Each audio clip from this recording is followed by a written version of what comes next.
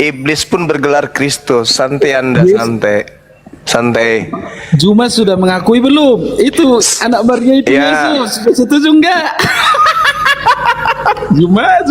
Bahlul. Lukas 2 nomor 11, anak Maria itu Kristus. Juma setuju enggak? Kemarin pas debat sama Saya RK. Saya setuju. Terus masalahnya di mana? Kalau saya setuju, masalahnya di mana? Kalau saya setuju anak Maria itu Kristus, masalahnya di mana? Biar kita sambungkan.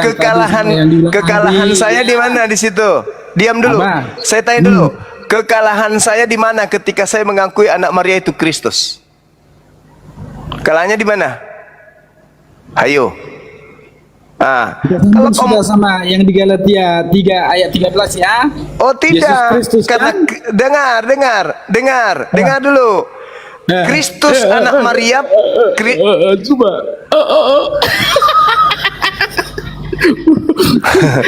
Kristus anak Maria itu kena kutuk nggak?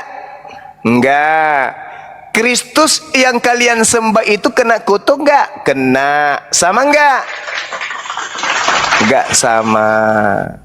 Itu kamu menertawakan dirimu itu lol. Anak Maria Kristus, dia dikutuk sama Tuhan? Enggak.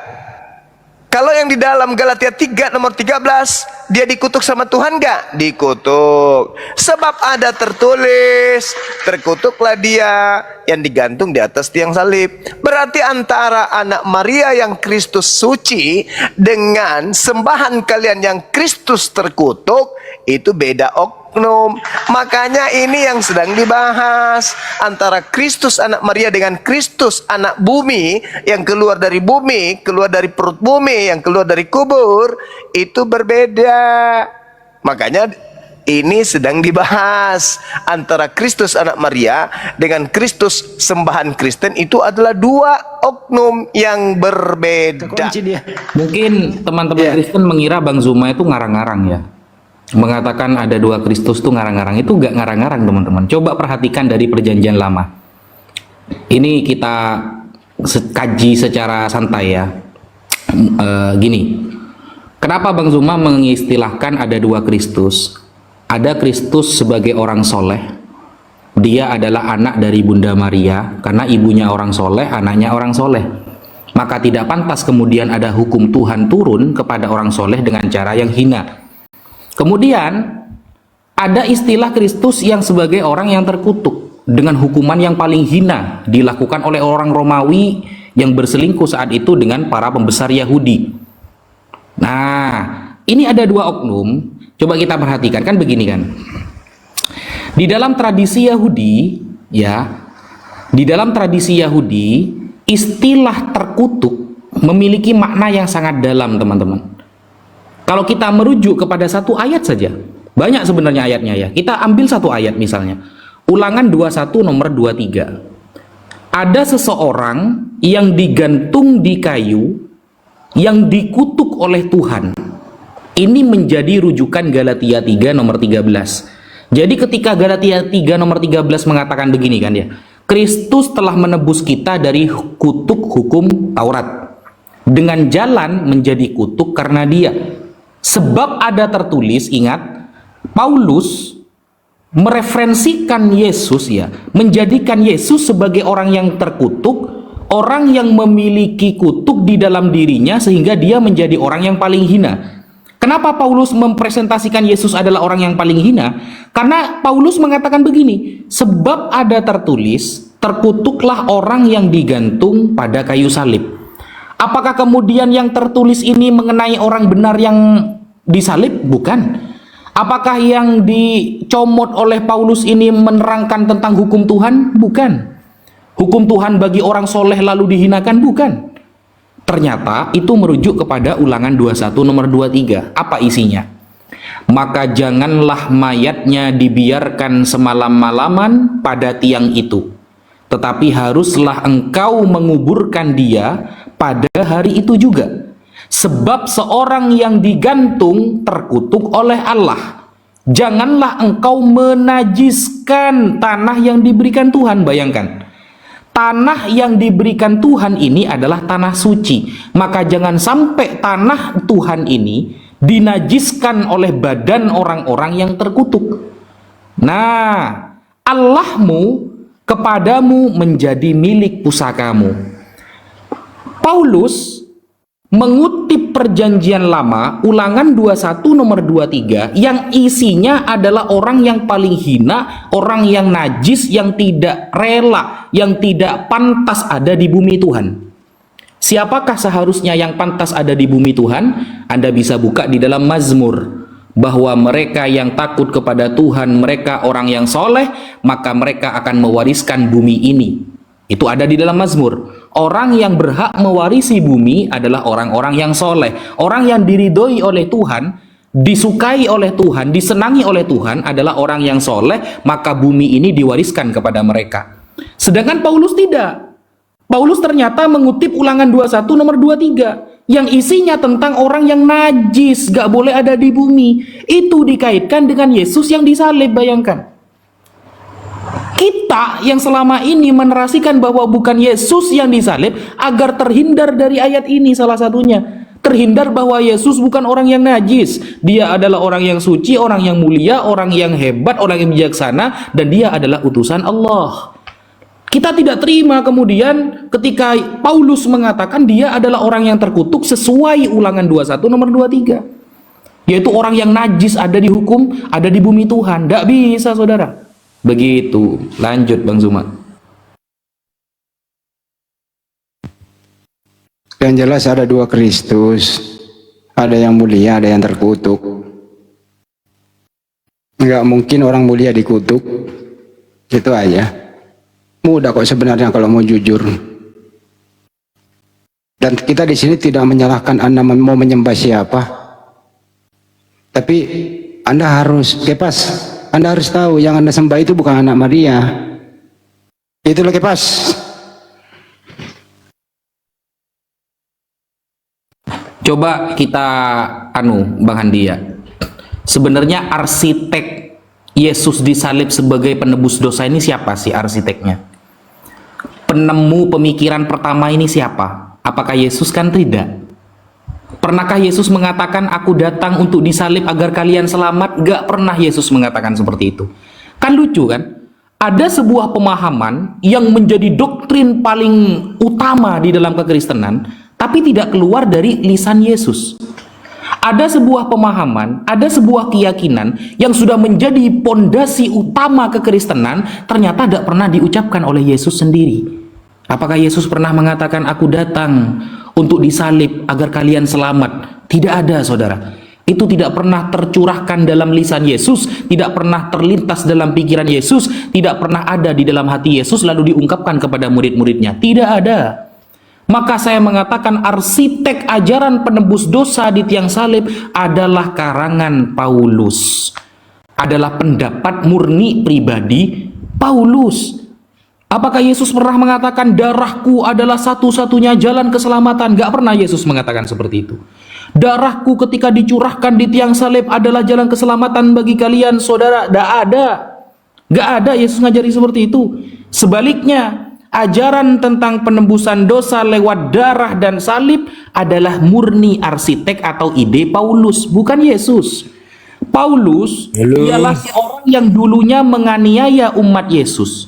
Dalam Kisah Para Rasul 8 nomor 3, mungkin teman Kristen sudah tahu semua, tetapi Saulus berusaha membinasakan jemaat itu, dan ia memasuki rumah demi rumah dan menyeret laki-laki dan perempuan keluar dan menyerahkan mereka untuk dimasukkan ke dalam penjara. Paulus yang awalnya seorang penjahat kelas kakap, andaikan hidup di Indonesia penjaranya ada di Nusa Kambangan, saudara. Tiba-tiba dia mengaku mendapatkan wahyu dan kemudian berani mengganti ajaran yang tidak pernah diucapkan oleh Yesus. Kan lucu. Maka di dalam Roma 3, 24-25 dikatakan, oleh kasih karunia telah dibenarkan dengan cuma-cuma karena penebusan dalam Kristus Yesus. Istilah penebusan dalam diri Yesus tidak pernah diucapkan oleh Yesus sendiri. Murni dari ide Paulus. Kristus Yesus telah ditentukan Allah menjadi jalan perdamaian karena iman. Dalam darahnya, dalam semua apa yang dia lakukan, hal ini dibuat untuk menunjukkan keadilan Tuhan. Yesus memberitakan tentang damai, kasih, karunia untuk memberitakan ajaran Tuhan. Tidak kemudian lalu orang yang memberitakan damai itu menjadi orang yang paling hina dengan hukuman yang paling hina. Atas otoritas orang yang paling hina, penyembah berhala siapa? Pilatus saat itu kan. Begitu, lanjut. Ya, ini ada Bos Toke. Bos Toke mau bertanya dari Kristen ya, Bos Toke. Dibuka mute-nya, Pak. Ya, Oh, dari Kristen. Bapak mau bertanya ke Islam, Pak? tadi cerita apa? Kok panjang kali? Enggak, bentar, Pak, bentar. Bukan cerita apa. Ini lagi menjelaskan tentang siapa yang mati terkutuk di kayu salib gitu, Pak. Kalau Bapak mau bertanya syaratnya satu, Pak. Harus tap-tap layar dulu sampai 100 baru bertanya satu. Nanti kalau nambah 2 pertanyaan tap-tap lagi, Pak. Gitu, Pak. Syaratnya. Boleh, Pak? Mau, Pak? Oh gitu. Oke, silakan tap-tap dulu sampai 100 baru bertanya, Pak. Berarti kalau belum 100 nggak bisa bertanya. Nggak bisa. Oke. Gitu dong. Harus nurut, Pak. Menurut.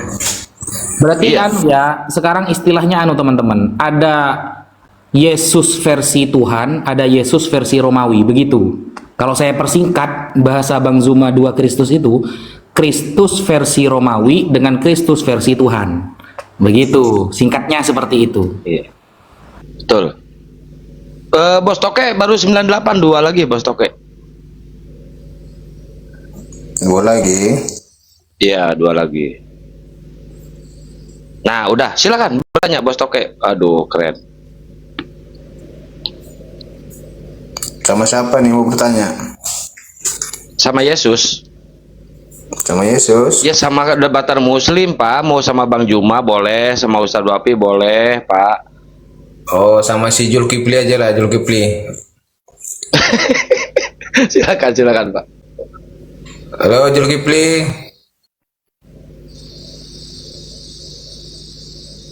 Iya. Zulkifli. Oh, Abbas. Iya, Paman. Abbas. Udah tidur? Bertanya aja, Pak. Oh, bertanya. Di mana dalilnya bahwa Kristus itu ada 2?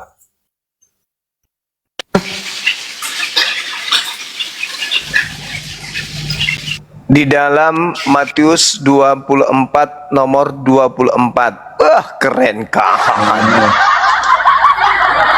Ini katakan di situ. Sebab Kristus palsu akan datang melakukan banyak mujizat dan akan menyesatkan orang-orang pilihan juga. Oh, keren kali langsung. Keren, mantap. Anda percaya Makanya dalil akhir itu? zaman akan datang seperti kalian, nabi-nabi palsu. Kok akhir zaman pula? Bos-bos Itu bukan akhir Alkitab. zaman. Nah, inilah kalian. Itu ucapan Yesus kepada orang yang betul, hidup di ucapannya. abad Bakal pertama. muncul nabi-nabi palsu Sebab seperti kalian. Kristus palsu akan datang kepadamu.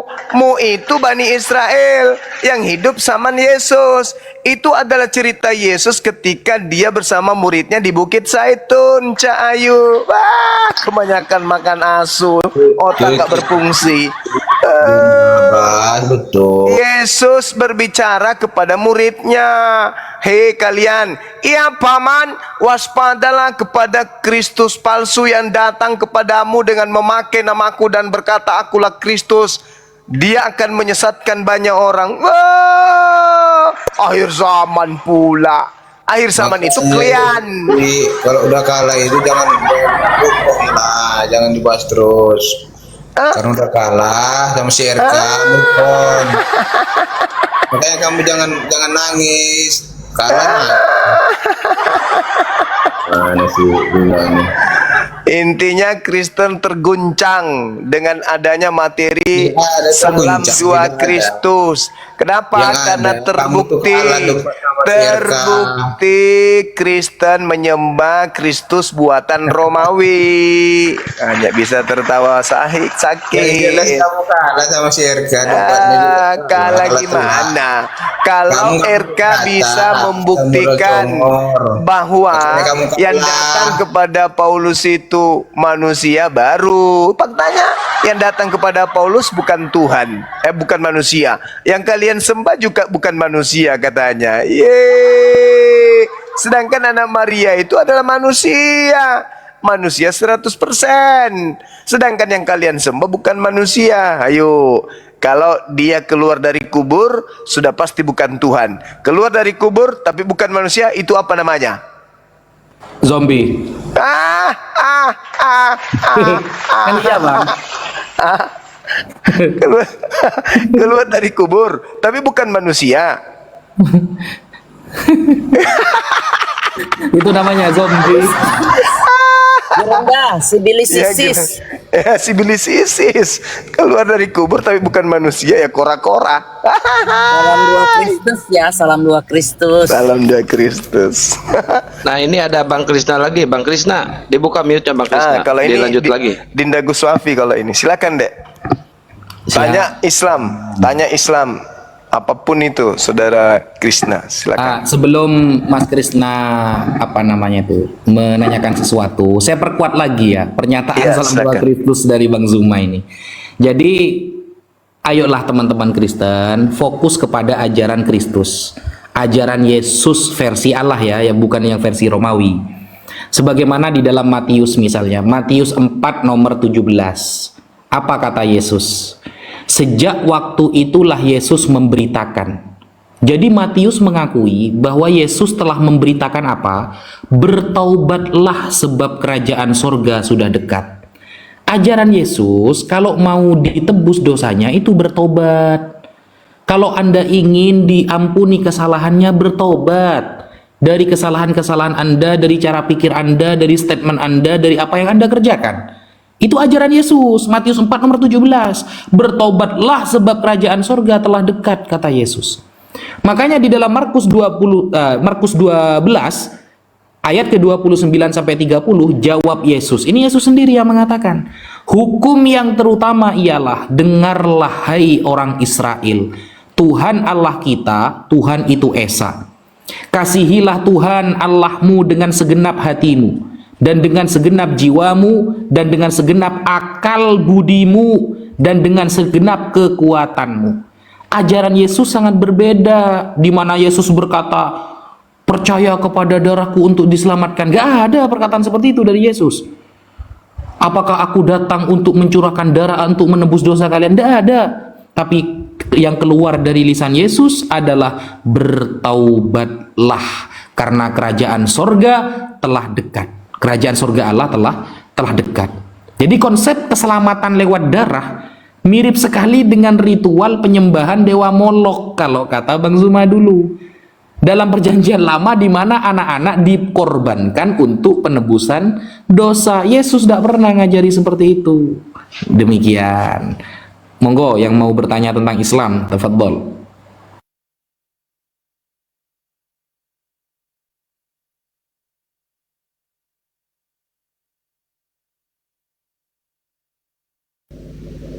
Bang Krisna ini kayaknya sinyalnya dia jelek di hutan soalnya. Jadi dari tadi turun naik. Aduh, si Toke lagi. Toke. Mau tanya silakan Toke, tapi jangan ngeyel ya. Udah, Saya lihat perhatian ini ya, gini.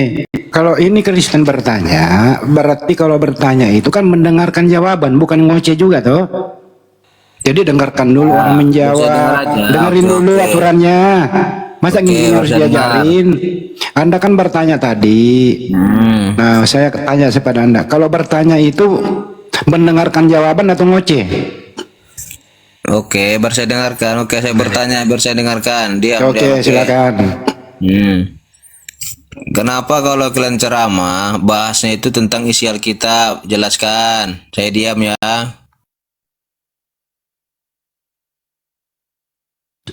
Siapa mau jawab nih? Julkipli. Katanya tadi diam, malah ngoceh lagi. Tensi Silakan, banget Ustaz. sama Bang Zuma orang ini. Ayo jawab. Oke, silakan Bang Juma. Baik. Karena Al-Quran itu mengatakan minal jinnati wan nas. Penyesat itu dari golongan jin dan manusia. Nah, golongan manusia ini disinyalir, diindikasikan, bahkan jelas, bukan lagi diduga, bukan terindikasi, itu orang-orang kafir. Dengan cara apa orang kafir ini kemudian menyesatkan manusia? Dengan cara menjual agama, di mana agama yang mereka jual itu adalah agama yang tidak punya aturan dari Tuhan. Mereka adalah orang-orang yang memerdekakan diri dari menyembah Tuhan. Mereka mengaku anak-anak Tuhan. Mereka tidak mau lagi diperhamba. Mereka adalah orang yang merdeka. Nah, ajaran ini yang mengenakan jasadnya ini, yang tak ada lagi haram dalam agama ini, mereka tidak diperintahkan lagi menyembah Tuhan. Mereka diperintahkan menyembah makhluk yang keluar dari kubur, yang mereka katakan Kristus. Penyembahannya pun, prosesi ibadahnya pun hanya buatan mereka sendiri. Mereka meninggalkan ajaran Tuhan, padahal mereka menggunakan terjemahan dari kitab yang pernah diwahyukan Tuhan kepada Bani Israel. Nah, kenapa harus dibahas? Seperti orang tua yang sedang membahas tentang narkobeng kepada anak-anaknya. Kenapa itu harus dibahas? Supaya anak-anaknya terselamatkan dari bahaya narkobeng. Seperti seorang dokter harus meneliti tentang virus, tentang kuman. Siang malam mereka harus membahas kuman, harus membahas virus. Kenapa? Supaya orang-orang itu bisa terhindarkan dari kuman dan virus. Supaya mereka bisa menemukan penangkal, yaitu berupa obat. Begitulah umat Islam harus membahas kuman dan virus. Supaya anak-anak Islam itu terjauhi dari virus dan bakteri yang bernama Kristen. Sampai sini paham? Kalian takut gitu kok bahas-bahas Alkitab mulu di ceramah kalian? Kami takut anak-anak kami masuk neraka. Jelas itu, yes. Ya jelaskan Karena dengan Al-Quran aja gitu, jangan bahas Alkitab orang. Kami sudah menjelaskan Al-Quran. Al-Quran menjelaskan bahwa Nabi yang datang di tengah-tengah Bani Israel ingin dibunuh oleh orang-orang kafir, tapi Tuhan kami menyelamatkannya dari mereka. Sementara yang mereka salibkan itu adalah orang yang diserupakan dengan mereka, dan itu tertulis dengan akurat di dalam Kisah Para Rasul 2 nomor 31 sampai 36, bahkan sampai nomor 40. Gak nyambung. Kok nggak nyambung? Nyambung dong. Yang saya tanya, kenapa kan bahas Alkitab di ceramah kalian? Itu tadi, karena kami tidak ingin anak-anak kami menyembah zombie yang keluar dari kubur. Emang di Al-Quran kalian itu nggak ada ajaran yang benar? Lah, itu justru Al-Quran saya mengatakan bahwa kafirlah mereka yang menyembah makhluk yang keluar dari kubur. Aneh ente. Kenapa disambung ke Alkitab? Ya jelas dong. Ke Alkitab. Kenapa disambungkan kepada surat kabar yang berasal dari barat? Karena surat kabar ini ngaku-ngaku sebagai firman Tuhan, padahal itu hanya surat kabar yang dikumpulkan beritanya oleh wartawan, lalu dibungkus dengan kata Alkitab, dipakai dengan sebutan Allah, Rasul, Nabi, iman, dan seterusnya, supaya bisa menyesatkan umat Islam. Maaf, najis tralala tralili, kami nggak mau keturunan kami masuk ke neraka bersama dengan kalian. Paham Kami sampai juga sini? nggak mau kalian masuk Kristen. Ya, kalau begitu kalian tidak mau kami masuk Kristen, kenapa kalian ke Islam-Islaman? Di mana? Apanya? Kenapa Kristen kau Islaman? menyebut surat kabar itu dengan sebutan Alkitab? Dasarmu apa? Tanya sama penciptanya, siapa penciptanya? Itu makanya nenekmu kiper. Itulah kenapa kamu itu Nenekmu. dongos. Bahlul, Dompala, Kardoba. Kamu bertanya, saya berikan jawaban. Kau menyanggah. Kemudian ketika saya jelaskan, kau tanya sama yang menciptakan Bible. Itulah kamu. Makanya kau Tolong, tanya Bahlul. betul-betul. Kurangi makan Bukan pantat blok. kucing. Nah itu, Goblok. longor. Longor itu namanya, longor. Kenapa kau ciptakan Bibelmu nampak seperti Al-Quran? Alkitab lah. Kenapa? Tanya sama yang menciptakan. Wah, dasar manusia kardus, dompala. Makanya jangan kebanyakan nyembah zombie. Otak merusak. Si Bongko datang besok, udah ngantuk gini.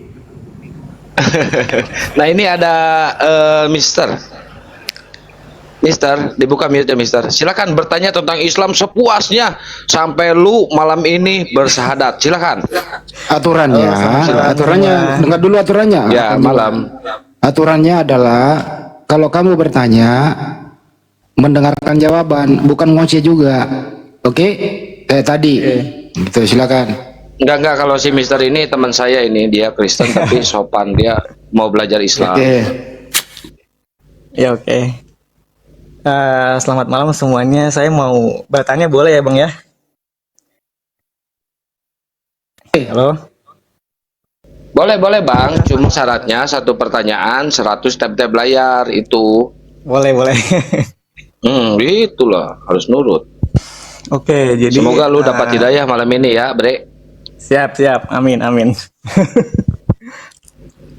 Oke, jadi pertama saya apresiasi dulu buat teman-teman Islam yang sudah sangat mengkritisi gitu Alkitab kami gitu kan, mulai dari isi-isinya, data-datanya, kemudian terjadi perubahan evolusi yang tadinya Yesus lahir, anak manusia, menjadi nabi, kemudian menjadi Tuhan, itu mengalami sejarah yang sangat panjang dan cukup rumit yang saya pahami.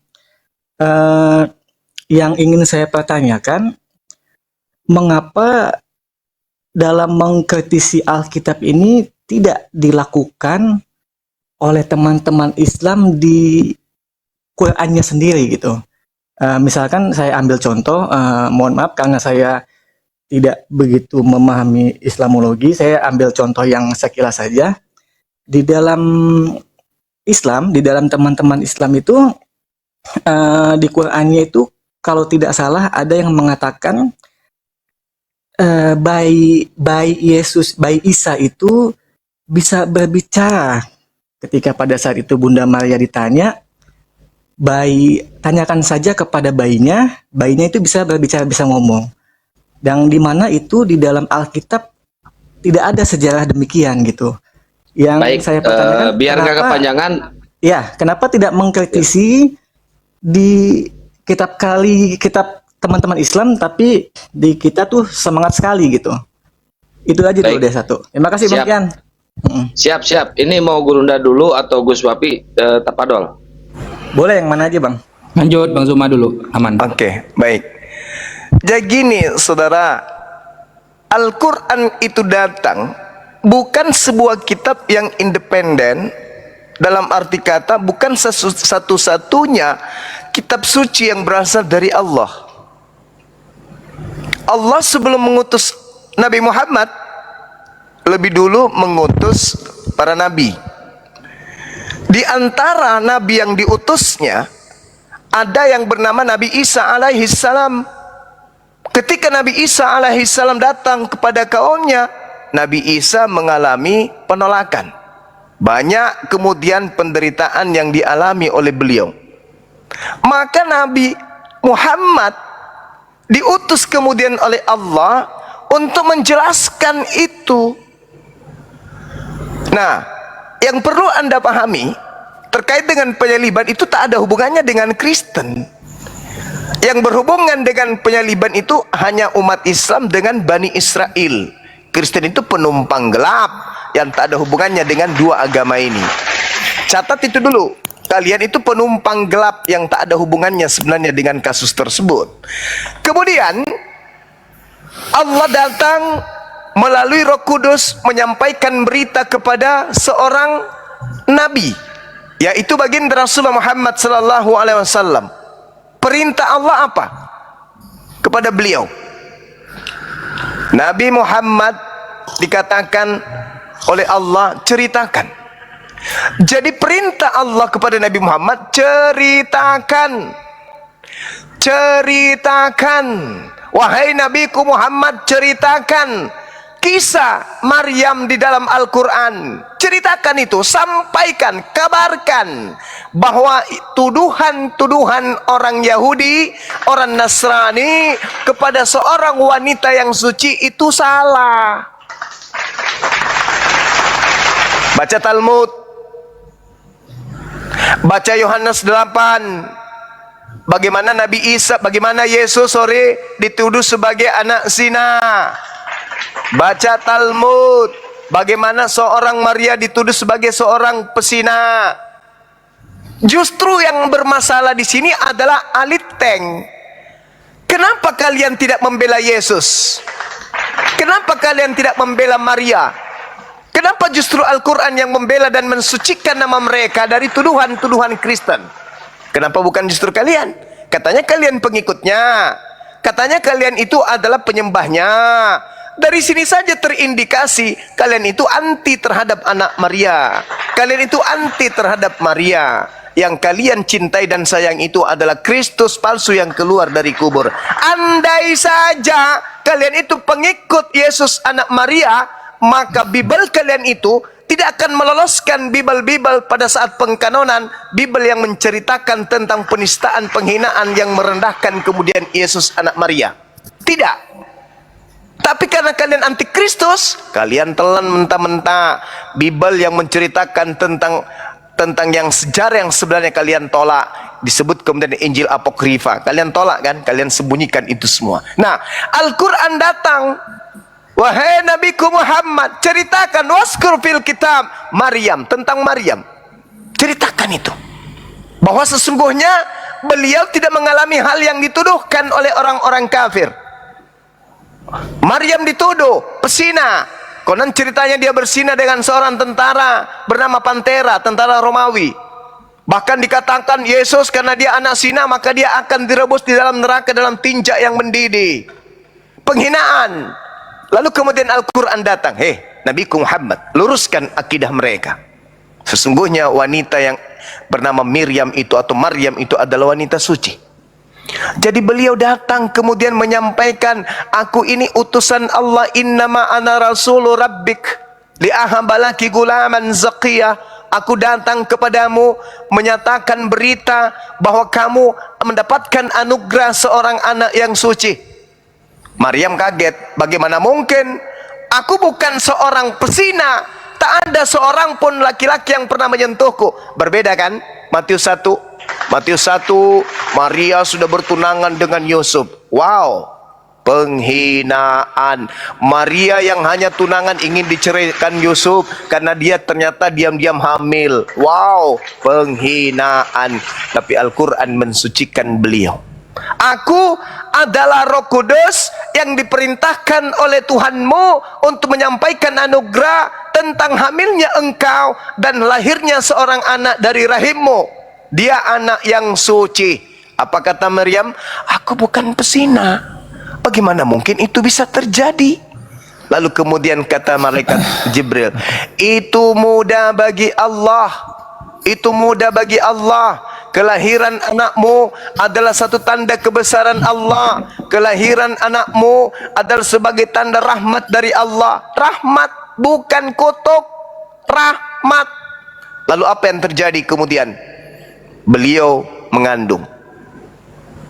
Maryam mengandung, mengasingkan diri. Enggak selesai, tidak sampai di situ.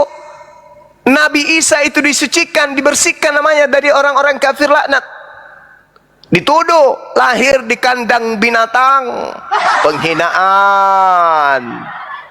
Tapi ketika kemudian baginda Isa dilahirkan menurut cerita Quran, beliau dilahirkan pada tempat yang asri, tempat yang kemudian sejuk, tempat yang kemudian tidak hina, yaitu dekat atau di bawah pohon kurma. Berbeda ceritanya. Kemudian bukan hanya sampai di situ saja. Ketika orang-orang Yahudi bertanya dan mengatakan bahwa kamu itu bukan, bapakmu itu adalah orang baik, kamu kemudian membawa kemungkaran, padahal engkau itu adalah orang yang baik, bapakmu orang yang berperangai baik, ibumu bukan seorang pesina, kenapa kamu membawa anak haram? Apa kata Quran? Bahwasanya Siti Maryam meminta anaknya untuk berbicara. Hai anakku, beritakan kepada mereka, kau ini siapa? Bapakmu siapa? Kamu ini anak zina atau apa? Anak kecil ini pun membela ibunya, mensucikan ibunya. Apa kata si bayi? Ini Abdullah, atani alkitab wa ja'alani nabiyyan. Bayi kecil imut membela ibunya. Bandingkan saudara dengan Bible, menumpuk surat-surat ada di sana. Tak akan pernah kita menemukan di dalam Bible satu nomor, satu dalih, satu ayat di mana Yesus menghormati ibunya. Tak akan pernah ditemukan sampai kuda bertelur ada dalil di dalam Bible Yesus menghormati ibunya. Tak akan pernah ditemukan di dalam Bible jangan memuliakan, jangan menghormati, untuk sekedar memanggil mama ke Maria yang telah melahirkannya, tidak akan pernah Anda temukan. Saya boleh taruhan dengan orang Kristen, saya akan sampaikan selalu kepada kalian, tidak ada dalil di dalam Bible di mana Yesus memanggil ibunya dengan panggilan mama, panggilan mam. Selamanya Yesus itu memanggil ibunya dengan panggilan wahai perempuan, wahai perempuan, wahai perempuan, guneka, guneka, guneka. Itulah panggilan yang akrab yang keluar dari mulut Yesus kepada wanita yang telah susah payah melahirkannya. Tapi kalau di dalam Al-Quran, masih bayi aja udah dibela ibunya. Masih bayi. Orang Kristen tuh tertawa tuh. Saya pernah, siapa namanya, si Kristen, saya pernah berdebat. Dia menertawakan, si Isa itu kan dari bayi udah bicara tuh, nama mama. Dia tertawakan itu. Na'udzubillah summa na'udzubillah. Akhirnya saya bertanya, bisakah Tuhanmu yang nusul menjadi manusia berbicara selayaknya nabiku? Nabi lo, manusia lo, tapi dari kecil udah bicara. Tuhan di kamu ternyata nggak bisa bicara. Berarti bayi manusia Nabi Isa lebih kuasa, lebih hebat daripada Tuhan lo. Nggak bisa ngomong, malu sendiri kan, menertawakan Nabi Isa. Tapi ternyata terbukti Tuhannya pada saat bayi adalah satu hal kemustahilan kalau mereka menemukan Tuhannya berbicara pada masa bayi. Aneh kan? Nah, inilah yang disebut serangan dari singa tapi ompong. Lanjut. Apa kata Nabi Isa ketika masih bayi membela ibunya? Kalian dengarkan, ini Abdullah, ibuku bukan seorang pesina. Aku ini turun atas berkat Allah. Aku ini hamba Allah. Aku ini utusan Allah. Ataniyal kitab. Aku diberi ketetapan. Tuhan memberiku kitab. Wa ja'alani nabiyyan. Dan aku ini adalah nabi untuk kalian. Hebat bukan? Hebat. Seorang bayi membela ibunya. Ini baru kebenaran. Ini besar bukannya membela ibu, malah dipanggil sama ibunya. Yesus, apa katanya? Ada apa kau ini wahai perempuan? Waktuku belum nyampe, waktuku belum sampai. Datang lagi temannya. Yesus, ya paman, itu ibumu. Siapa ibuku? Siapa ibuku? Engkaulah ibuku. Engkaulah saudara-saudaraku laki-laki. Engkaulah saudara-saudaraku perempuan. Ya Allah ya Karim, segitu hinanya ke ibumu. Kemudian dia mengatakan apa? Aku diberkahi, aku diberkati dimanapun aku berada. Wa ja'alani mubarakan aina ma kuntu. Bayi ini mengatakan, aku diberkati dimanapun aku berada. Di Kristen, katanya suci, jalan kebenaran dan hidup. Tidak ada yang sampai kepada Tuhan tanpa melalui dia. Tapi kok dikutuk? Kok bisa dikutuk? Kalau di Al-Quran, Masya Allah, dikatakan, wabarran biwalidati, aku berbakti kepada ibuku. Wah, keren kali bah. Dan aku tidak dijadikan sebagai orang yang sombong lagi celaka. Kalau di Bible, semua orang yang datang sebelum aku adalah pencuri dan perampok. Baik. Dia mengatakan ibu yang mengandung yang lebih dulu datang dari dia itu pencuri dan perampok. Dia mengatakan Yusuf, ayah tirinya yang susah payah menjadi tukang mebel untuk menyuapi, dimakankan, membuat dia makan sebagai pencuri dan perampok. Dia mengatakan Daud yang kakeknya adalah pencuri dan perampok. Ini nabi apa orang durhaka sih? Kenapa bisa demikian? Karena kitab yang dituliskan kemudian dan dipercayai oleh saudara-saudara Kristen sejatinya bukan yang terlontar langsung dari lisan Yesus. Itu hanya tulisan-tulisan wartawan. Jadi kalau Anda bertanya, kenapa umat Islam itu kemudian tidak menjelaskan Al-Quran?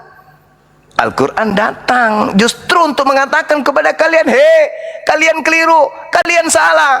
Nabi Isa itu adalah orang yang terkemuka. Dia diberkati dimanapun berada, entah di rumahnya, di rumah orang, di jalan, atau dimanapun itu, dia tetap diberkati oleh Tuhan. Dan dia senantiasa menjadi orang yang tidak sombong dan berbakti kepada ibunya. Kalau kita mau perhadapkan Al-Quran dengan Bible, saudara, kasihan, malu nanti kalian itu, malu. Sedangkan antara isi Bible dengan isi Bible itu sudah hancur-hancuran satu sama lain. Antara Kristus yang asli dengan Kristus yang palsu aja udah gigit-gigitan tuh, serang-serangan satu sama lain. Apalagi Bible mau dihadapkan dengan Al-Quran, jauh sekali. Bak langit dibandingkan dengan kolong kandang ayam. Nah itu nggak bisa. Jadi kalau Anda berbicara, kenapa nggak dibela? Apa yang harus kami bela? Nabi Isa berbicara sejak dari ayunan, menghadapi tuduhan orang-orang sekampung terhadap ibunya. Pertanyaan kita balik ke Kristen. Ketika Yesus dituduh, ketika Maria dituduh sebagai pesina, apa pembelaan Kristen? Sepi. Gak ada sama sekali. Malah Kristen ini adalah kelompok yang paling besar fitnahannya di antara seluruh keturunan Adam alaihissalam. Yesus adalah seonggok manusia yang pundaknya tempat berkumpulnya seluruh kemaksiatan yang dilakukan Adam beserta keturunannya sampai kiamat. Kira-kira manusia kalau dia menanggung seluruh dosa yang ada di atas muka bumi ini, ke surga atau ke neraka?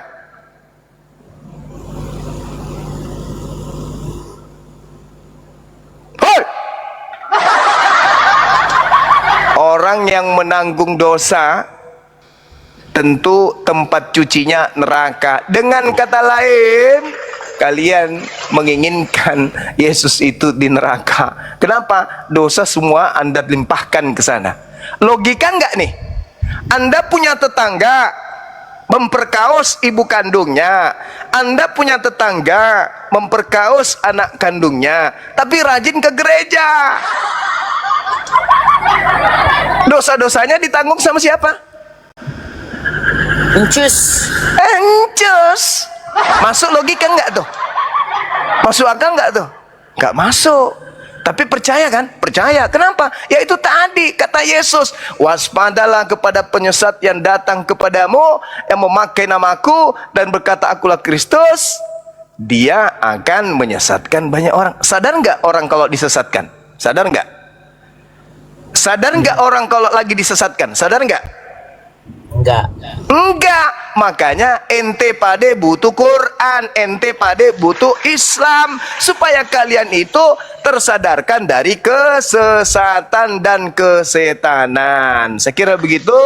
Serahkan lagi kepada adik saya kelas ini, Gus Wapi, silakan. Itu sudah lengkap itu jawaban dari Bang Zuma itu. Jadi kenapa kok Nabi Isa itu bisa berbicara ketika kecil? Lalu ada pertanyaan, kenapa kok tidak mengkritik hal tersebut? Itu sudah dijelaskan lengkap oleh Bang Zuma. Dan bayi yang berbicara ketika kecil, ya, saat bayi sudah bisa berbicara, itu bukan hal yang mustahil, teman-teman. Hanya gara-gara tidak disebutkan dalam Bible, lalu Anda mengatakan itu adalah perkara yang mustahil misalnya. Oh tidak. Kalau Nabi Musa saja, Nabi Musa alaihissalam bisa membelah lautan hanya dengan memukulkan satu tongkat, yang tongkatnya sama sekali nggak ada faedahnya, tapi atas izin Allah, atas kuasa Allah, tongkat itu ketika dipukulkan lalu terbelahlah lautan, itu bisa terjadi. Atau Yesus yang dinarasikan bisa menghidupkan orang mati, bisa. Maka bagaimana kemudian bisa berbicara ketika kecil itu bisa disangsikan, kan begitu. Dan di dalam Islam yang bisa berbicara saat bayi bukan hanya Nabi Isa saja. Kalau Anda mau membaca Al-Quran secara lengkap, akan banyak Anda temukan bayi yang bisa berbicara ketika kecil. Bukan hanya Nabi Isa, bukan. Nabi Isa itu sesuai yang disampaikan oleh Bang Zuma di dalam surah Maryam, bahwa ketika tuduhan zina diarahkan kepada Sayyidah Maryam, ibunya Nabi Isa, maka posisi Nabi Isa membela ibunya dan bisa berbicara ketika bayi. Ketika bayi saja Nabi Isa sudah membela ibunya dari tuduhan zina, bahwa beliau lam yamsasni bashar, kata Al-Quran, disentuh laki-laki aja tidak pernah, apalagi berkumpul dengan seorang laki-laki, disentuh aja gak pernah. Nah, itu dibela oleh Nabi Isa, dan itu diterangkan di dalam Al-Quran. Yang kedua, misalnya di dalam sejarah Al-Quran, kalau kita lihat di dalam tafsir-tafsir, di dalam kitab-kitab sirah, ada bayi di zaman Bani Israel yang dinarasikan bayi ini dianggap bayinya Juraij. Juraij ini adalah seorang waliullah, seorang kekasih Allah dari kalangan Bani Israel. Ketika beliau hendak akan berzina dengan seorang wanita, ada wanita mengajak dia berzina, tapi dia menolak. Karena nafsu syahwat seorang wanita ini meningkat, akhirnya si wanita ini ya berjima atau bersenggama atau berhubungan intim dengan seorang pengembala kambing. Anaknya dituduhkan kepada si Juraij ini. Nah, ternyata anak bayi itu langsung berbicara bahwa dia adalah anaknya si pengembala kambing, bukan anaknya si Juraij. Itu tertulis di mana? Di dalam kitab Sahih Bukhari dan Muslim.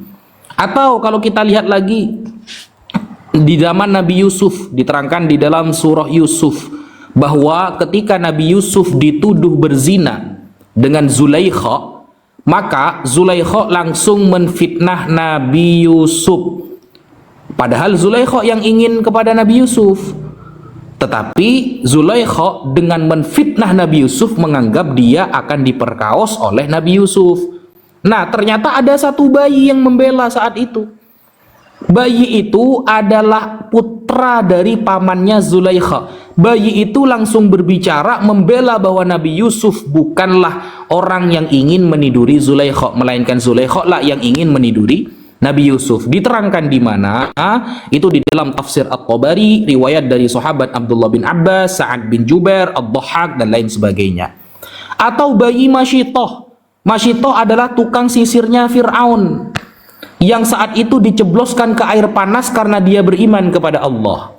Saat itu ada bayi yang membela Masyitoh bahwa dia beriman kepada Allah. Diterangkan di mana? Di dalam hadis riwayat Imam Ahmad dalam Musnad Al-Ahmad. Atau seorang bayi yang diterangkan di dalam Al-Quran, ada istilah di dalam Quran itu namanya Ashabul Ukhdud. Ashabul Ukhdud ini adalah orang-orang yang dicebloskan oleh pemerintahan saat itu karena mereka mempertahankan beriman kepada Allah. Mereka dicebloskan ke parit, dibakar hidup-hidup, dan itu diriwayatkan juga dalam kitab Sahih Muslim. Dan saat itu ada bayi yang bisa berbicara, yang membela mereka karena mereka beriman kepada Allah. Atau Nabi Yahya, putra dari Nabi Zakaria, disebutkan oleh Imam Ad-Dhahhak dalam tafsir, sebuah tafsir di dalam Islam, bahwa Nabi Yahya putra dari Nabi Zakaria sejak beliau kecil sudah bisa berbicara. Bahkan ini digunakan oleh Sofiatul. Sobkatul menggunakan riwayat ini untuk membenarkan ketuhanan Nabi Isa, bahwa Nabi Yahya sejak kecil sudah mengakui kenabian Nabi Isa alaihi salam. Itu ada di dalam tafsir Al-Baghawi. Dan yang terakhir adalah Nabi Muhammad sallallahu alaihi wasallam, salah satu mukjizat beliau pernah berbicara ketika masih bayi, diterangkan di dalam surah Al-Waqidi bahwa orang pertama yang menyusui Nabi Muhammad adalah Sayyidah Halimah, dan saat itu Nabi Muhammad pernah berbicara saat bayi. Dan riwayat seperti ini banyak, bukan hanya Nabi Isa saja gitu loh. Jadi santai aja, tidak perlu dipermasalahkan guys. Lanjut.